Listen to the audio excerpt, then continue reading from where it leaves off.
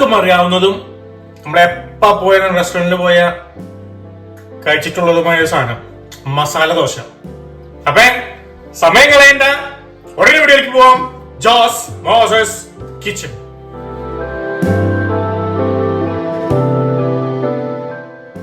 അതുകൊണ്ട് നമുക്ക് 5 മസാല ദോശ ആയിട്ട് ഉണ്ടാക്കാൻ പറ്റണേ. ഒരു 250 ഗ്രാം ഉരുളക്കിഴങ്ങ് ക്ലീൻ ചെയ്ത് ആ വെള്ളം നിറച്ച് അതിൻ്റെ ഉള്ളിലേക്ക് കുറച്ച് മഞ്ഞപ്പൊടിയും ചേർത്ത് സോഫ്റ്റായിട്ട് ബോയിൽ ചെയ്യുക. അത് കഴിഞ്ഞ് അത് ഡ്രെയിൻ ചെയ്യുക. അത് കഴിഞ്ഞ് മാഷ് ചെയ്യുക. ചൂടോടുകൂടി അങ്ങോട്ട് മാഷ് ചെയ്തേക്കാം. ഒരു പാത്രത്തിലേക്ക് 3 ടേബിൾ സ്പൂൺ വെളിച്ചെണ്ണ, 1/2 ടീസ്പൂൺ കടുക്, 1/2 ടീസ്പൂൺ ഉഴുത. കടുക് അങ്ങോട്ട് പൊട്ടി കഴിയുമ്പോൾ അതിൻ്റെ ഉള്ളിലേക്ക് ഉണക്കമുളക് ഒരു 2 എണ്ണം, കുറച്ച് ഇഞ്ചി ഇങ്ങനെ ഫൈനായി ജൂലിയം ചെയ്തത്, ഒരു 3 പീസ് ഗ്രീൻ ചില്ലി സ്ലൈസ് ചെയ്തത്, ഒരു സബോള ഒരു 125 ഗ്രാം വരും, അതുമിട്ട് ഒന്ന് അങ്ങോട്ട് മിക്സ് ചെയ്യുക. 1 മിനിറ്റ് നേരം അങ്ങോട്ട് വഴറ്റാം. അത് കഴിഞ്ഞാൽ അതിലേക്ക് കുറച്ച് ക്യാരറ്റ്, അത് നിങ്ങൾക്ക് ഇഷ്ടമുണ്ടെങ്കിൽ ഇടാം, അതും ഇട്ട് അതിൻ്റെ ഉള്ളിലേക്ക് 1/4 ടീസ്പൂൺ മഞ്ഞൾ, ആവശ്യത്തിന് ഉപ്പും ചേർത്തൊരു 30 സെക്കൻഡ് അങ്ങോട്ട് വഴറ്റാം. അത് കഴിഞ്ഞാൽ അതിലേക്ക് 1/2 കപ്പ് വെള്ളം അങ്ങോട്ട് ഒഴിച്ചേക്കാം. അതൊന്ന് തിളച്ചങ്ങോട്ട് വന്നു കഴിയുമ്പോൾ അതിൻ്റെ ഉള്ളിലേക്ക് നമ്മൾ നേരത്തെ ഉടച്ച് വെച്ച ഉരുളക്കിഴങ്ങ് അതങ്ങോട്ട് ഇട്ട് കൊടുത്തേക്കാം. അത് കഴിഞ്ഞ് നന്നായിട്ട് അങ്ങോട്ട് മിക്സ് ചെയ്യുക. ഇതിൻ്റെ സബോള അങ്ങനെ ഗോൾഡൻ കളറായി അങ്ങനെയൊന്നും ചെയ്യണം കേട്ടോ. ഒരു ചെറിയ കടി വേണം, അപ്പോഴാണ് അതിന് ടേസ്റ്റ് കിട്ടുള്ളൂ. അത് സൈഡിലേക്ക് വയ്ക്കുക.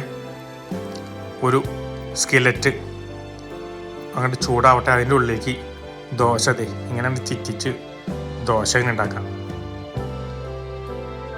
തിന്നായിട്ടും ക്രിസ്പായിട്ടും. എങ്ങനെ ദോശ ബാറ്റർ ഉണ്ടാക്കാന്നുള്ള റെസിപ്പി എൻ്റെ ചാനലിൽ കിടപ്പുണ്ട് കേട്ടോ. അതങ്ങോട്ട് മൊരിഞ്ഞു വന്നു കഴിയുമ്പോൾ അതിൻ്റെ മുകളിലേക്ക് കുറച്ച് വെളിച്ചെണ്ണ അങ്ങോട്ട് തൂളി കൊടുക്കാം. അതൊന്നുകൂടിയും ക്രിസ്പാവും. പിന്നെ നമ്മൾ നേരത്തെ ഉണ്ടാക്കി വെച്ച മസാല അതങ്ങോട്ട് ചേർത്ത് എല്ലായിടത്തേക്കും അങ്ങോട്ട് സ്പ്രെഡ് ചെയ്ത് കൊടുത്തേക്കാം. അത് കഴിഞ്ഞ എഡ്ജുകളിൽ നിന്ന് വിടിയിക്കുക.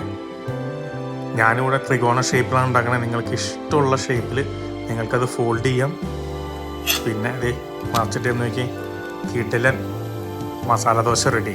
വീട്ടിൽ നിങ്ങൾക്ക് ഇരുന്ന് ആസ്വദിച്ച് തിന്നാം. പല പല ചട്നികളുടെ റെസിപ്പിയും എൻ്റെ ചാനലിൽ കിടപ്പുണ്ട്.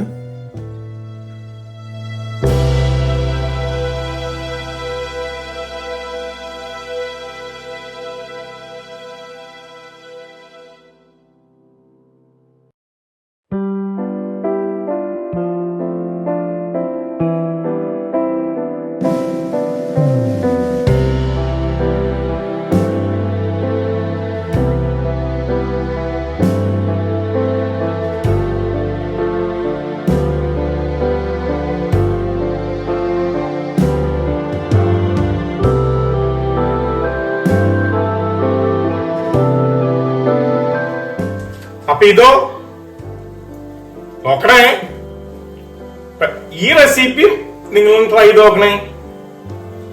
പിന്നെ ഇതും മറക്കല്ലേ.